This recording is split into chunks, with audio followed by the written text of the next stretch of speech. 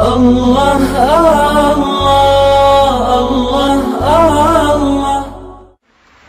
سفر حج میں مشقت اور تکلیف کا ہونا ضروری ہے۔ ہمارے بعض دوست یہ تصور کرتے ہیں کہ یہ سفر ایسا ہو جیسے دنیا والے کوئی ٹور کر کے آ جاتے ہیں۔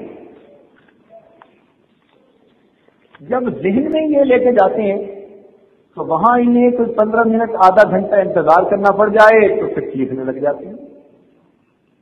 تو حج پہ جانے والے دوست یہ سوچ کر جائیں یہ مشقت کا سفر ہے، یہ ناز نخرے کا سفر نہیں، محبوبانہ سفر کرنے کی ضرورت نہیں، یہ تو محب بن کر سفر کرنا ہے۔ تو اب دیکھیے سفر تو ہے محب بن کر کرنے کا، اور ہم چاہتے ہیں محبوب بن کے سفر کرنے کا، ہر چیز سہولت ہو، ہر جگہ ہمارا استقبال ہو، ہر جگہ ہماری خواہش کے مطابق کام ہو، ہماری مرضی چلے۔ تو محب بن کے سفر کرنا ہے، محبوب بن کے سفر کرنے کی اجازت نہیں ہے۔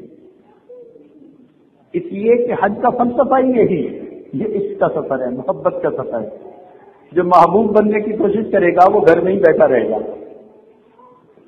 توفیق ملے گی اس کو جو عشق کے ساتھ محبت کے ساتھ سفر کرنا چاہے۔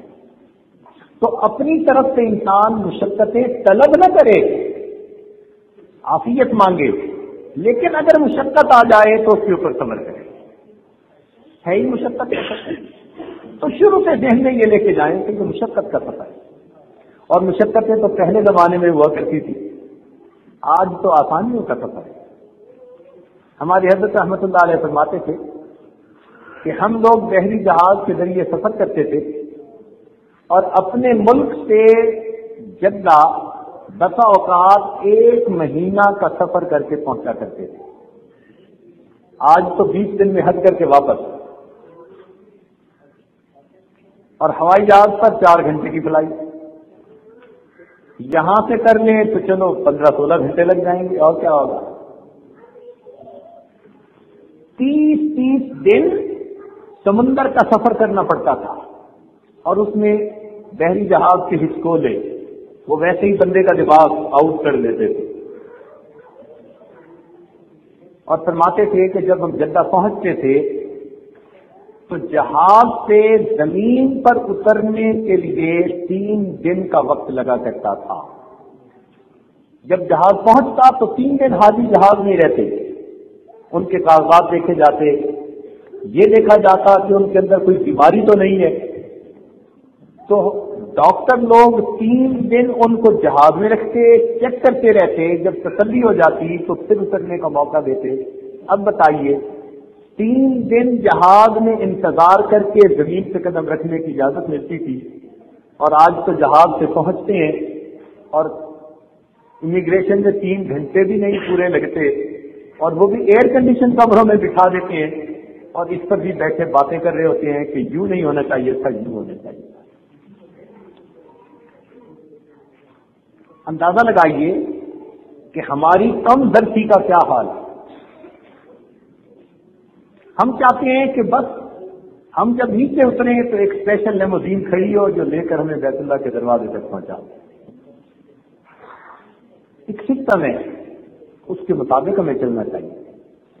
اگر حاجی کیمپ میں وقت لگتا ہے تو وہ ایک روٹین سمجھ لیجیے، اور اس سفر کا حصہ سمجھ لیجیے، اور اس کی مشقت پر بھی اجر ملنا ہے۔ آپ بتائیے وہ دنیا کا کون سا بادشاہ ہے جو ملاقات کرنے والوں کو گھنٹوں انتظار نہیں کرواتا؟ ارے دنیا کے بادشاہ اپنی ملاقات والوں کو گھنٹوں انتظار کروائیں، مالک الملک کی ملاقات کرنے والوں کو اگر انتظار میں بیٹھنا پڑ جائے تو سیکھنے کی کیا ضرورت ہے؟ اور میں تو یوں پوچھتا ہوں کہ جس وقت اللہ تعالیٰ نے آپ کے حج کے بارے میں فیصلہ فرمایا کہ یہ میرا بندہ حج کے لیے آ سکتا ہے، اگر بالفرض اس وقت آپ سے یہ پوچھا جاتا بالفرض کہ میرے بندے حج کی ٹینشن تو میں کر رہا ہوں، مگر یہ بتا کہ تجھے اتنے گھنٹے انتظار کرنا پڑے گا، یہ مشقت اٹھانی پڑے گی، یہ جو ہے وہ راتوں کو جاگنا پڑے گا، بتا یہ سب تجھے قبول ہے؟ اگر قبول ہے تو اجازت دیتا ہوں، ورنہ نہیں دیتا۔ تو ہم کیا جواب دیتے؟ ہم کہتے اللہ اس سے دگنی بھی برداشت کرنے کو تیار ہے، اس سے 10 گنا برداشت کرنے کو تیار ہے، اللہ اجازت دے دیجیے۔ اب اللہ نے بن کہے بن مانگے حج کے لیے اجازت عطا فرما دی، اور ہم ہیں کہ اعتراض کرتے پھرتے ہیں کہ جی حج کے اندر بڑی مشقت ہوتی ہے۔ تو اس لیے یہ پوائنٹ آپ کے ذہن میں بٹھانے کی کوشش کی جا رہی ہے کہ حج کا سفر مشقت کا سفر، ذہن میں ہی لے کے جائیں، ہم عبادت کرنے جا رہے ہیں اور عبادت میں مشقت اٹھانی پڑتی ہے۔ آرام چاہتے ہیں تو بستر پہ پڑے رہیں گھر میں، کس نے آپ کو آ کے کہا ہے کہ آپ ضروری حج کے اوپر جائیں؟ جب قدم ہی اٹھا لیا تو پھر ان مشقتوں کو معمولی سمجھیے، اور کوشش یہ کیجیے کہ زبان سے کسی بھی چیز پر اعتراض نہ ہو۔ یہ ایک بہت اہم بات ہے۔ ہمارے حضرت رحمۃ اللہ علیہ نے ایک واقعہ سنایا، فرماتے تھے کہ ایک مرتبہ ایک حاجی تھا اور وہ صبح کا ناشتہ لینے کے لیے گیا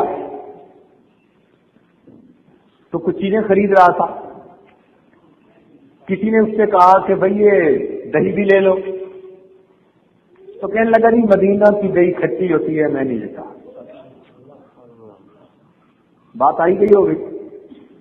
اب جب رات کو خواب سویا تو خواب آیا کہ نبی علیہ السلام کی زیارت ہوئی، تو نبی علیہ السلام نے ناراض ہو کر حکم فرمایا کہ نکل جاؤ میرے شہر سے، کہتے ہو کہ مدینہ کی دہی کھٹی ہوتی ہے، اور خواب ختم۔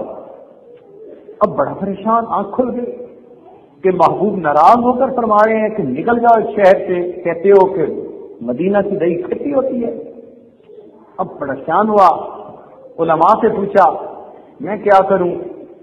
کسی نے مشورہ دیا کہ آپ نبی علیہ السلام کے چچا سیدنا امیر حمزہ لانو جہاں مدفون ہے وہاں چلے جائیں، ایصال ثواب کریں، دعا مانگے،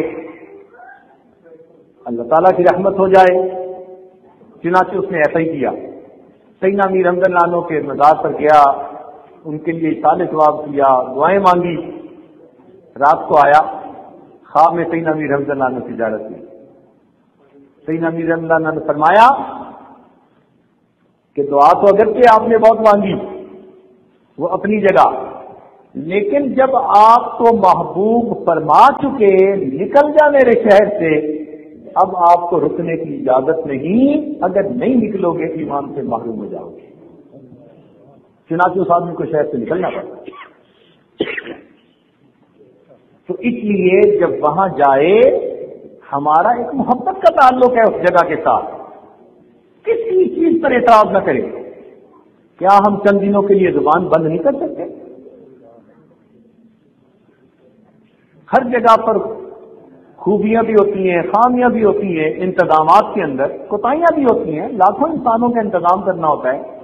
تو اگر کوئی اونچ نیچ نظر بھی آ جائے تو چپ رہنے کی ضرورت ہے، کمنٹ کرنے کی ضرورت نہیں ہے۔ خاص طور پر یہ جو یورپ سائڈ سے جاتے ہیں نا، یہ کوئی زیادہ ہی لاڈلے ہوتے ہیں، پیٹ بھرے کھانے کو مل جاتا ہے نا، کچھ فاقے آتے، کچھ دماغ ٹھکانے آتا، کچھ اپنی اوقات کا پتہ چلتا، ہر چیز موجود ہے، من پسند کے کھانے کھاتے ہیں، تو پھر کیا ہوتا ہے، ذرا سی بات پہ اعتراض کرتے ہیں۔ اس لیے یہ مشقت کا سفر ہے، اس سفر کے اندر چاہیے کہ ہم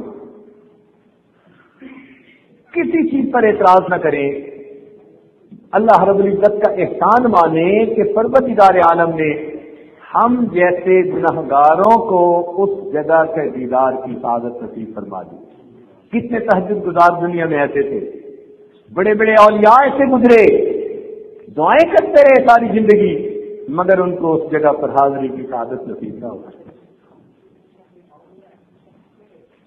لا الہ الا اللہ، لا الہ الا اللہ، لا الہ الا اللہ، لا الہ إلا الله لا إله إلا الله لا إله إلا الله لا إله إلا